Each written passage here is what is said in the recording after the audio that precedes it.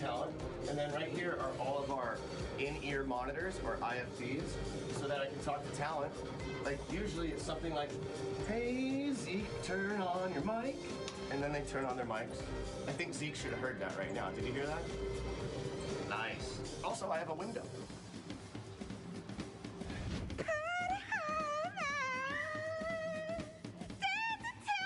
We're all done! Yay! Day one's done!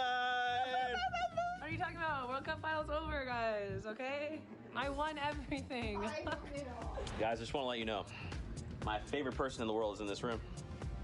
Wow. Which one do you think it is? It's not me. I'm happy to tell you. It's not me either. It's actually Kitty Plays! Boom! Right there! You know, it's not easy making this look good. Let's go meet up with Monique, the makeup artist, to see how she gets all this done. No, I don't like that guy, Zeke. He's such a... Oh, hey! Hi, I'm Mo. I'm the makeup artist. I'm the one that makes these nerds look beautiful.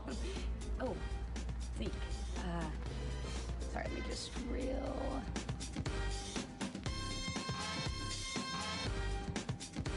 There's two people that don't get nearly enough love. They are the people who operate the cameras, and I'm going to introduce you to them right now. That's Allison! That's Mahoney! I'm here. That's Mo!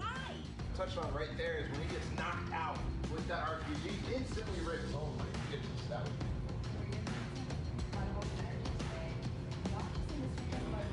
Come watch and chat with me while it's going. Setting up their homes. take 3, take 5, take 4, and 5 minute game! Ready off 5, ready off 6, take off 6. Keep on what? Ready off 3, take off 3. Ready off 10, take off 10. Take off 5, ready off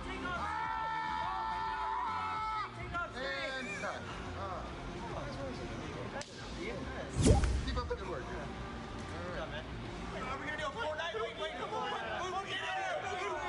Let's do a Pookie! Let's do a Pookie on 3! 1, 2, 3, Pookie! We have a post-show pinata. Right now, see. I'm that camera. Get Zeke in the face.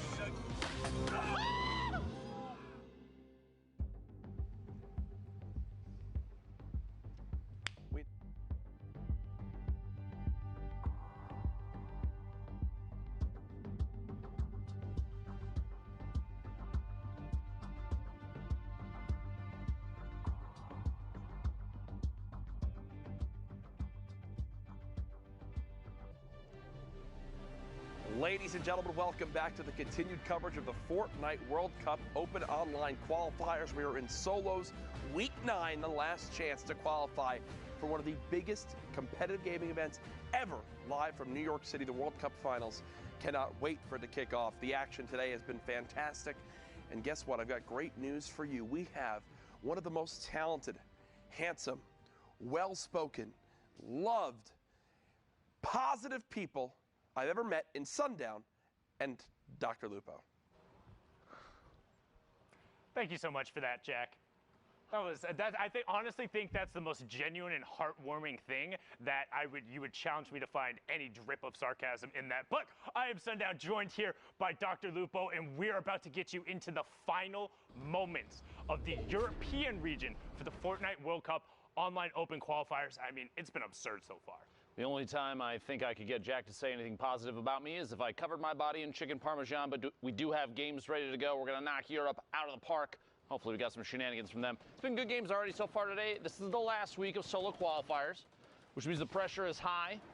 The tension, it's insane. Because if you're not going to make it as a solo qualifier right now, you're not going to make it as a solo qualifier ever. This is it.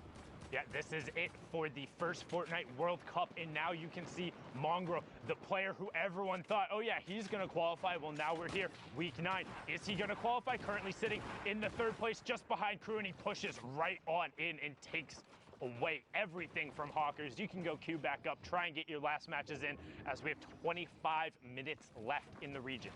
So Mongrel has been seen as one of the top performers in Europe, if not the entire world, since the World Cup began.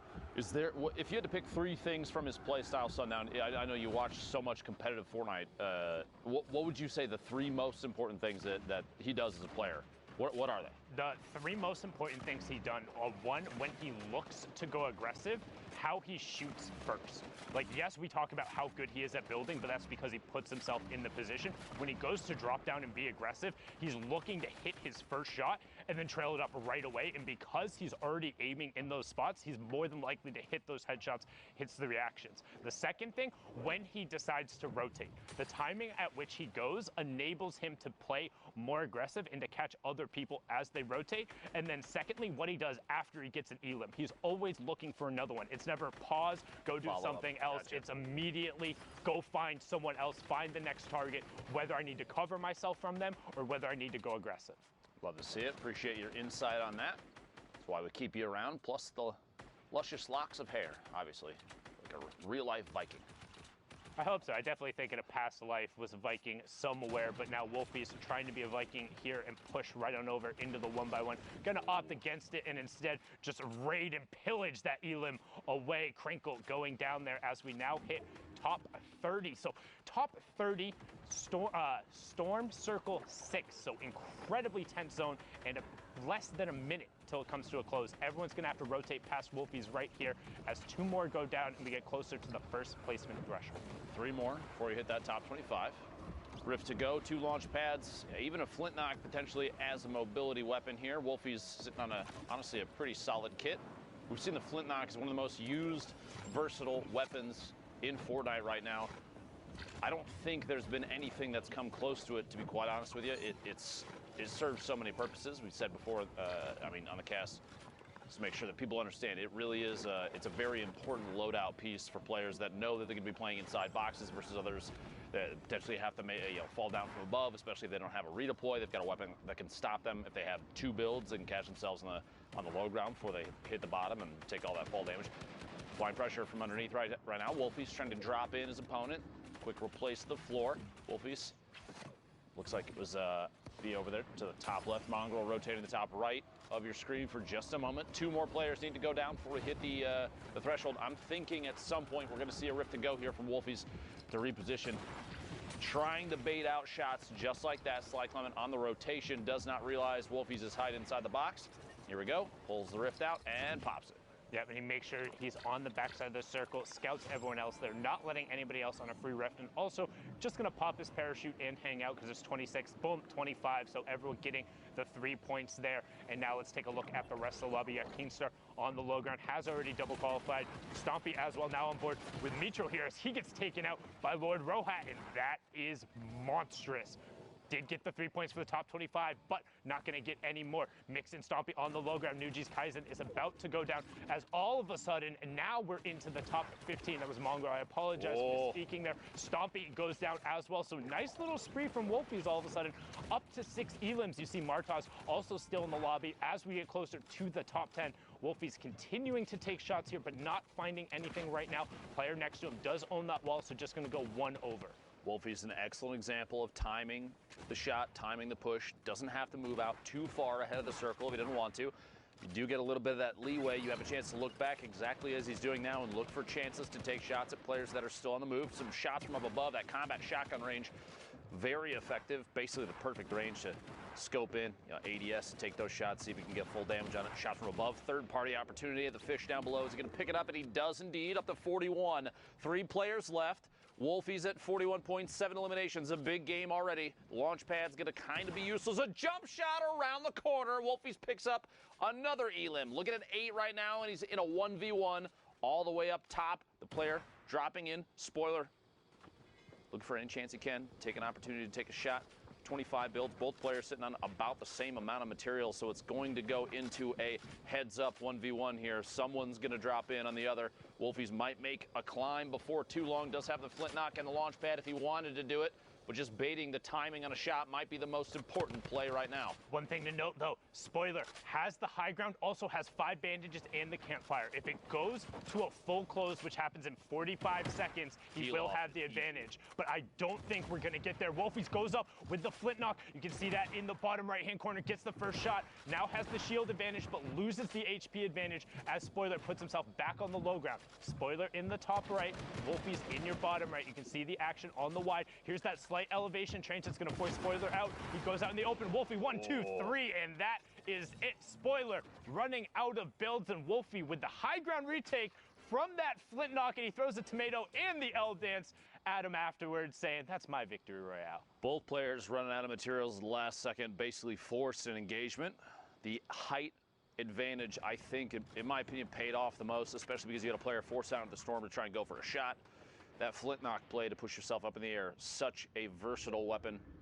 Well played there. I feel like we've seen so much more flint knock this week in particular. I don't know if it's because of the slight adjustment to the shotgun drop rates compared to the last solo week, but players are opting and carrying it a lot later and using it not only as the mobility component, which we've seen a lot of, but a lot more aggressively, like people pushing into boxes with flint knocks. 100%. We saw that last victory royale with it, and really enjoyed seeing the different types of utility. I know you were saying how it's probably one of the most versatile weapons. I'd argue probably second only to the heavy sniper in terms of that, just because the heavy sniper literally does everything at all points in times.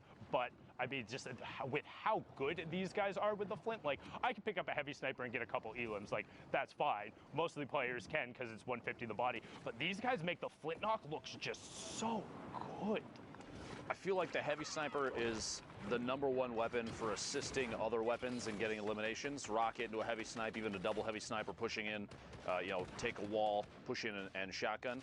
The flint knock has the movement mechanic on top. Do things that the heavy sniper can do. You can't remove a wall with it on the spot. You can't chain it into other weapons. The flint knock, though, is you catch yourself with it.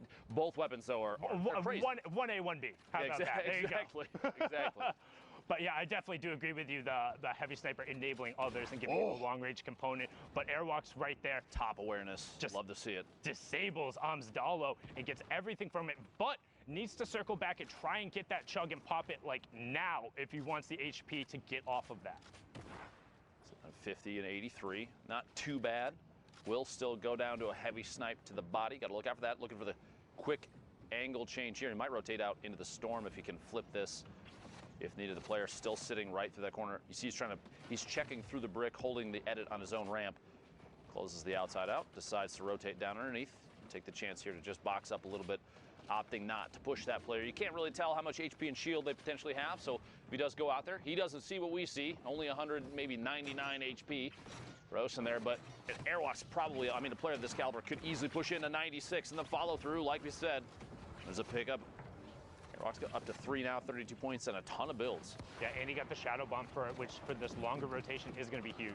Just the one, though. Yeah. Just the one. Just the one, and is going to pop it early. Also notice you can see that Storm Surge threshold on the right side. So what Storm Surge is, once you get into these later circles for circles 6 and 7, if there's more than 30 people left in the lobby, if you have been the passive player, Storm Surge will begin to punish you. You will start taking 10 damage every second as it comes out through. Once those strikes come on down, and now it turns off since we're below the 30 player threshold. So now just all about the elims and the rotation, since we're not even at the placement thresholds yet. I just want to point out quick too, as you said, for passive players, Airwalk's definitely an example of not a passive player. He was 500, a little over 500 damage above the threshold, which is insane. And it's shots like that, 80 to the back on the fish on rotation, that kept him safe from Storm Surge. Crusher goes down. Airwalks picks up his 4th elimination. One more elim. We get to the placement points here. The top 25, going to pick up 3 there. Get to top 15, that's 5. Top 5, that's 7. And that Victory Royale is 10. Reminding everybody, if you're just jumping into the stream, maybe you haven't heard what the format is like, always going to kind of refresh that in your memory. All the way up on high ground, looked like that might have been Skype. I'm not sure if dropped in. I'm not seeing him. I believe that was him all the way up there. Number of players, though, 25 heading into the 8th circle soon, as advised. 1 elimination, 35 points. No movement here. Bandages for late game, but that's not going to pay off right now. That is going to pay off. Carrera goes down. Another one, the follow-through, finds Ghosts on the move. Looking for the 3rd. The triple gets it. Exon down. 4 eliminations now for Advise. Playing absolutely incredibly. The heads up right now. You'll love to see it. Oh, baby, a triple. Well done right there. And that was Skype up on the high ground. You saw him now just drop back down with a number of players going up, getting closer to that second placement threshold. Skype picks up Yahtzee. Mick the Beast also in this lobby, another player who we've seen constantly in the top 5, desperately trying to get a solo spot, because again, this is the last week. Kazrola does get ticked over by that storm change. Again, 60 seconds if you damage someone.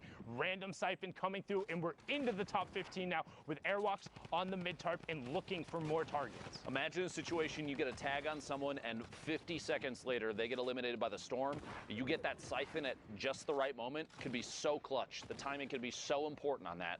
11 players left, 10 now as Sky goes down to the feed. Swaggy picks one off. 6 eliminations for Airwalks. Push through this wall, find a player on the rotation from behind. Back-to-back shots, takeoffs, gets eliminated.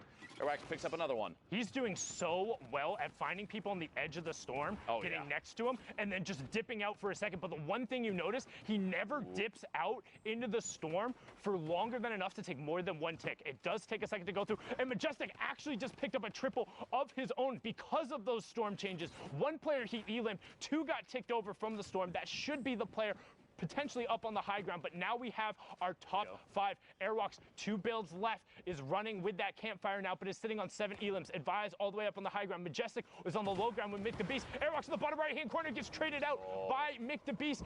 Zadek drops down in the shadow form. He's not jumping around, so the player doesn't know where he is. 80 to the body. Can he find it? Pushes through with the combat. Says, I don't need a pickaxe. I'll just take your wall anyway. Brilliantly done there, but now can he win the 1v1 from the low ground? Player is 1 box directly above him. He hears it. You see the fake ramps out. He goes up, edit off the side, takes the high ground, drops down on top of 1, 2, 3. He gets it. Literally waiting till the last second. The fake out on the ramp with just, I think he had 1 build left at the last second. So he was literally the most, almost the most efficient he could possibly be with all the materials that he had left. Opts to move up a different ramp, throw his opponent off, drop in from above. Excellent high ground take, excellent push with the combat shotgun, and the victory royale. You love to see it. Well done there from Zadek now. You see Marcotte and Fool right on the edge of the zone. An intense little 1v1 right now. Trap does go down defensively. Fool saying, I'm having absolutely none of that. You can see he wants to try and get the materials that are there. Trap does get broken on the other side by Marcotte. And now you get a nice little box fight. So this is one of the things, if you want to learn how to get good at competitive Fortnite, learn to fight from a box. Blows the whistle, says it's time to go. The whistle to signal the push. Honestly, oh, that's very funny. Push in there. Fool gets 2 taps there. The shotgun follows through a 92 crit. Gets him the elimination. Gonna double back, pick up the rest of that wood, anything that he can top off with. Shots coming in from the sides. Gonna have to wall himself off, double air, and Ops, instead of popping the minis, to shadow bomb, just because I think the fear of positioning there and exposure, maybe adding a little too much tension. Did take 1 more tap on the move. Gonna have a chance to heal up. Meanwhile, the top of this hill, thick with players. Where they stacked up, trying to make rotation here. 41. Waxy there from the stream. Trick Pog rotating forward. Crew also in the match was second last time we saw him there. We got a number of duo qualifiers over on the side there. Players looking to get their solo spot. You see Kuma using the stink to try and force the player forward, and then editing out. Boom, there goes the second one, knowing they can't stack in volume. And Quadra, that one smells. Go get yourself a gas mask. Try and queue back up. Okay, we're sitting on 3 elims now, holding the edit. Just gonna try and peek on through, deciding to apply a little more pressure. Oh my gosh, the back-to-back. The stink bombs, very lethal, especially at this point in the game. You have to realize these players understand if there's people that were